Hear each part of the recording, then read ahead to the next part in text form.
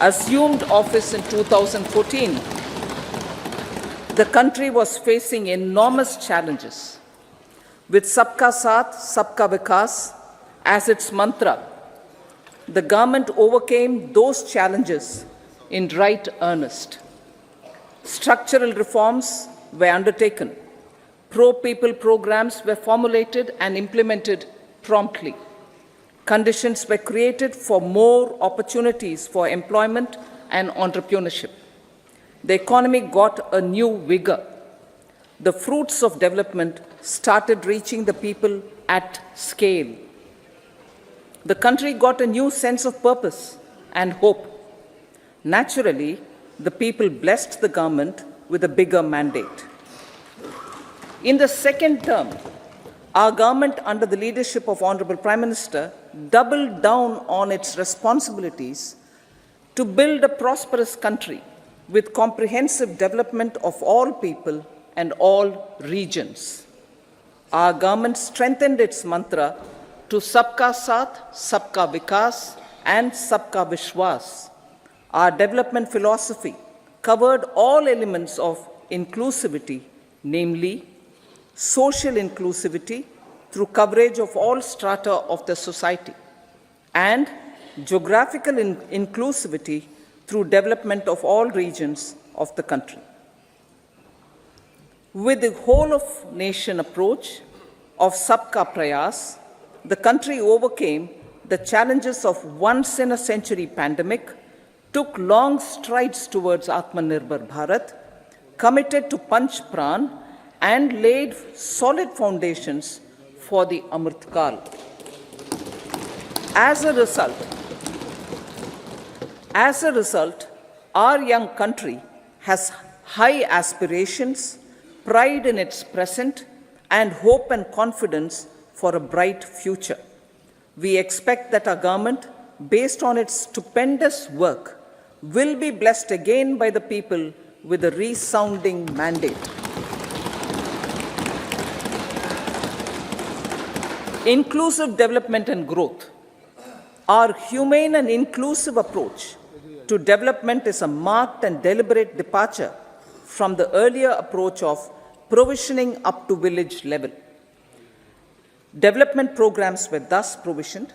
In the last 10 years, however, have targeted each and every household and individual through housing for all, Har Ghar Jal, electricity for all, cooking gas for all, bank accounts and financial services for all in record time. The worries about food have been eliminated through free ration for 80 crore people. Minimum support prices for the produce of Annadata are periodically increased appropriately. These and the provision of basic necessities have enhanced real income in the rural areas. Their economic needs could be addressed, thus spurring growth and generating jobs. Social justice. Our government is working with an approach to development that is all-round, all-pervasive, and all-inclusive. Sarvangin, Sarvasparshi, or Sarvasamaveshi. It covers all castes and people at all levels. We are working to make India a Vikasit Bharat by 2047. For achieving that goal, we need to improve people's capability and empower them. Previously, social justice was mostly a political slogan. For our government, social justice is an effective and necessary governance model. The saturation approach of covering all eligible people is the true and comprehensive achievement of social justice. This is secularism in action, reduces corruption, and prevents nepotism, prevents Bhai Bhatijawad. There is transparency and assurance that benefits are delivered to all eligible people. The resources are distributed fairly. All, regardless of their social standing, get access to opportunities. We are addressing systemic inequalities that had plagued our society. We focus on outcomes and not on outlays so that the social economic transformation is achieved. As our Prime Minister firmly believes, we need to focus on 4 major castes. They are Garib, Mahilayein, Yuva, and Annadata. Their needs, their aspirations, and their welfare are our highest priority. The country progresses when they progress. All 4 require and receive government support in their quest to better their lives. Their empowerment and well-being will drive the country forward. Garib Kalyan, Desh Ka Kalyan. We believe in empowering the poor. The earlier approach of tackling poverty through entitlements had resulted in very modest outcomes. When the poor became empowered partners in the development process, government's power to assist them also increases manifold.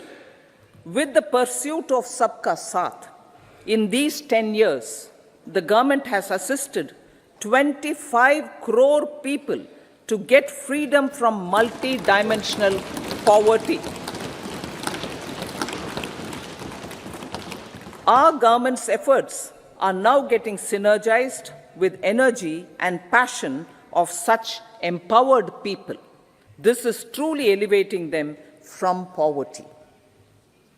Direct benefit transfer of 34 lakh crore rupees from the government using PM Jan Dhan accounts has led to savings of 2.7 lakh crores of rupees for the government.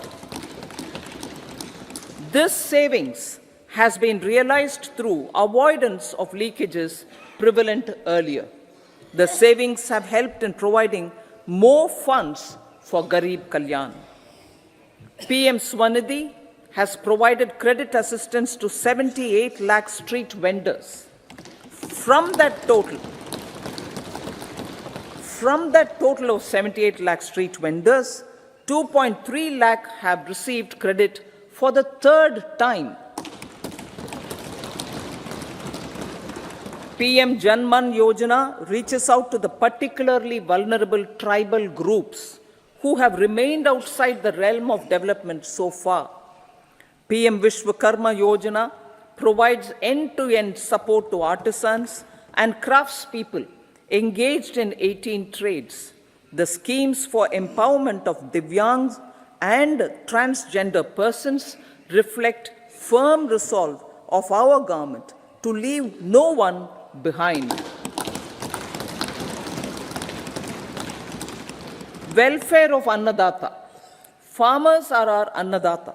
Every year under PM Kisan Samman Yojana, direct financial assistance is provided to 11.8 crore farmers, including marginal and small farmers. Crop insurance is given to 4 crore farmers under PM Fasal Bima Yojana. These, besides several other programs, are assisting Annadata in producing food for the country and for the world. Electronic National Agricultural Market has integrated 1,361 mandis and is providing services to 1.8 crore farmers with trading volume of 3 lakh crores of rupees. The sector is poised for inclusive, balanced, higher growth and productivity. These are facilitated from farmer-centric policies, income support, coverage of risks through price and insurance support, promotion of technologies and innovations through startups. Empowering the Amrit PD, the Yuva. Our prosperity depends on adequately equipping and empowering the youth. the National Education Policy 2020 is ushering the transformational reforms. PM Schools for Rising India, PM Shri, are delivering quality teaching and nurturing holistic and well-rounded individuals. The Skill India mission has trained 1.4 crore youth, upskilled and reskilled 54 lakh youth, and established 3,000 new ITIs. A large number of institutions of higher learning, namely 7 IITs, 16 triple ITs, 7 IIMs, 15 AIMS, and 390 universities have been set up. PM Mudra Yojana has sanctioned 43 crore loans aggregating to 22.5 lakh crores of rupees for entrepreneurial aspirations of our youth.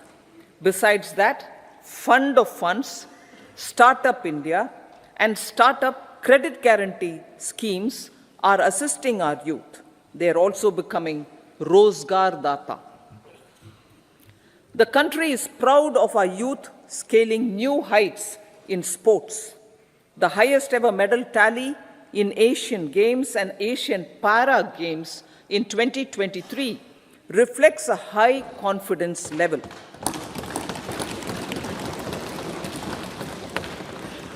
Chess prodigy and our #1 ranked player Pragnananda put up a stiff fight against the reigning world champion Magnus Carlsen in 2023. Today, India has over 80 chess grandmasters compared to little over 20 in 2010. Momentum for Nari Shakti, the empowerment of women through entrepreneurship, ease of living, and dignity for them has gained momentum in these 10 years. 30 crore Mudra Yojana loans have been given to women entrepreneurs. Female enrollment in higher education has gone up by 28% in 10 years. In STEM courses, girls and women constitute 43% of enrollment, one of the highest in the world. All these measures are getting reflected in the increasing participation of women in workforce. Making triple talaq illegal, reservation of 1/3 seats for women in the Lok Sabha and state assemblies, and giving over 70% houses under PM Awas Yojana in rural areas to women,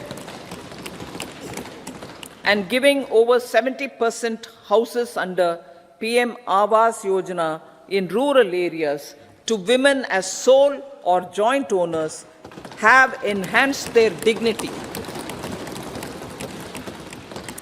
Exemplary track record of governance, development, and performance.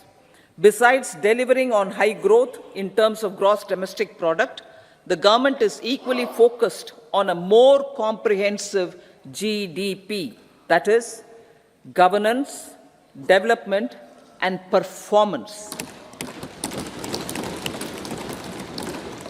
Our government has provided transparent, accountable, people-centric, and prompt, trust-based administration with citizen-first and minimum government, maximum governance approach.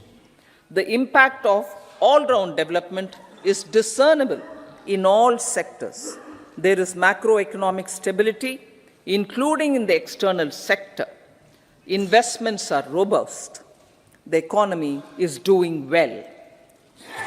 People are living better and earning better, with even greater aspirations for future. Average real income of the people has increased by 50%. Inflation is moderate. People are getting empowered, equipped, and enabled to pursue their aspirations. There is effective and timely delivery of programs and of large projects. Economic management. The multi-pronged economic management over the past 10 years has complemented people-centric, inclusive development. Following are some of the major elements. 1. All forms of infrastructure, physical, digital, or social, are being built in record time.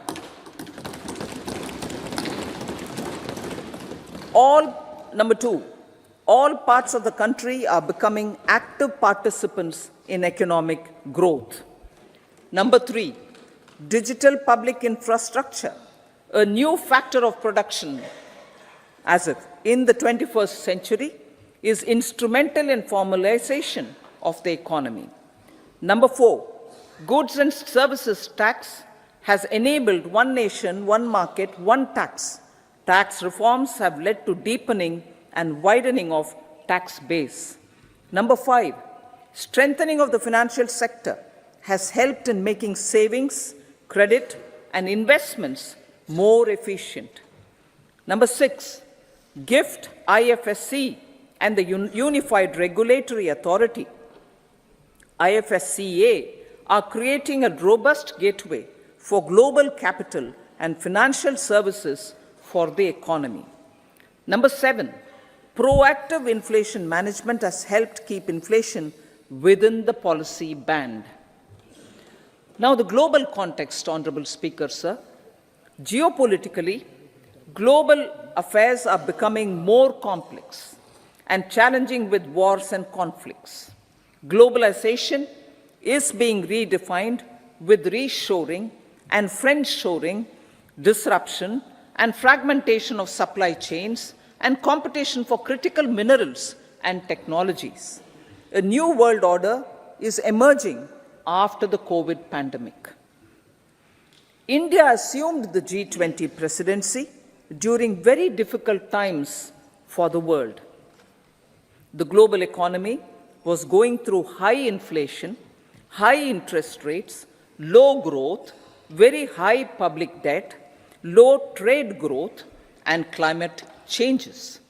The pandemic has led to a crisis of food, fertilizer, fuel, and finances for the world, while India successfully navigated its way. The country showed the way forward and built consensus on solutions for those global problems. The recently announced India-Middle East-Europe economic corridor is a strategic and economic game changer for India and others. In the words of Honorable Prime Minister, the corridor, and I quote, will become the basis of world trade for hundreds of years to come, and history will remember that this corridor was initiated on Indian soil, unquote. Vision for Vikasit Bharat. Our vision for Vikasit Bharat is that of prosperous Bharat in harmony with nature, with modern infrastructure, and providing opportunities for all citizens and all regions to reach their potential. With confidence arising from strong and exemplary track record of performance and progress, earning Sabka Vishwas, the next 5 years will be years of unprecedented development and golden moments to realize the dream of developed India by 2047. The trinity of demography, democracy, and diversity, backed by Sabka Prayas, has the potential to fulfill aspirations of every Indian. As Honorable Prime Minister in his Independence Day address to the nation mentioned, I quote, there is no dearth of opportunities, as many opportunities as we want. The country is capable of creating more opportunities. Sky is the limit, unquote. Strategy for Amrit Kal. Our government will adopt economic policies that foster and sustain growth, facilitate inclusive and sustainable development, improve productivity, create opportunities for all, help them enhance their capabilities, and contribute to generation of resources to power investments and fulfill aspirations. Guided by the principle, reform, perform, and transform, the government will take up next generation reforms and build consensus with the states and stakeholders for effective implementation. It is an important policy priority for our government to ensure timely and adequate finances, relevant technologies, and appropriate training for the micro, small, and medium enterprises, MSMEs, to grow and also compete globally, orienting the regulatory environment to facilitate their growth will be an important element of this policy mix. Aligning with the Panchamrit goals, our government will facilitate sustaining high and more resource-efficient economic growth. This will work towards energy security in terms of availability, accessibility, and affordability. For meeting the investment needs, our government will prepare the financial sector in terms of size, capacity, skills, and regulatory framework. Aspirational Districts Program. Our government stands ready to assist the states in faster development of aspirational districts and blocks, including generation of ample economic opportunities. Development of the East. Our government will pay utmost attention to make the eastern region and its people a powerful driver of India's growth.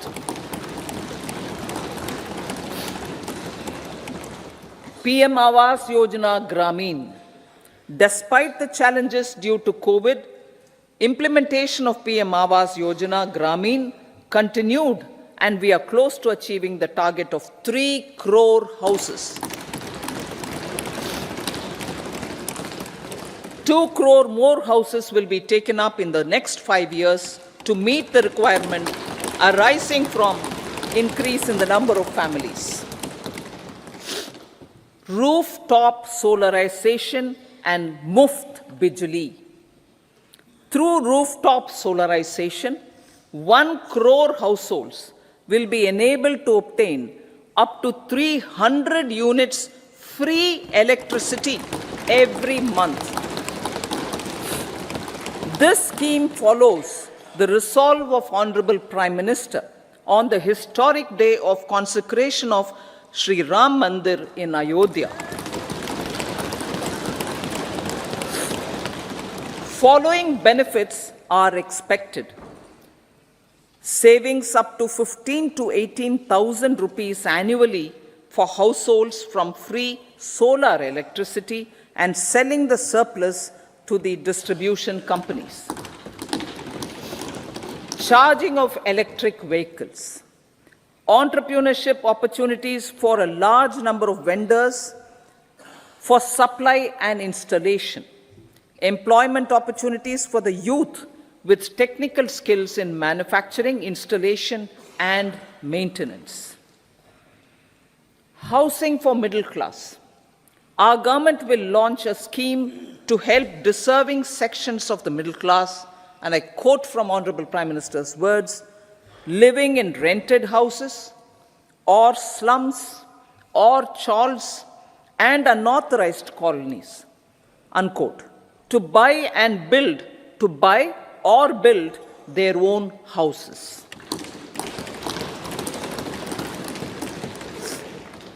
Medical colleges. Several youth are ambitious to get qualified as doctors. They aim to serve our people through improved healthcare services. Our government plans to set up more medical colleges by utilizing the existing hospital infrastructure under various departments.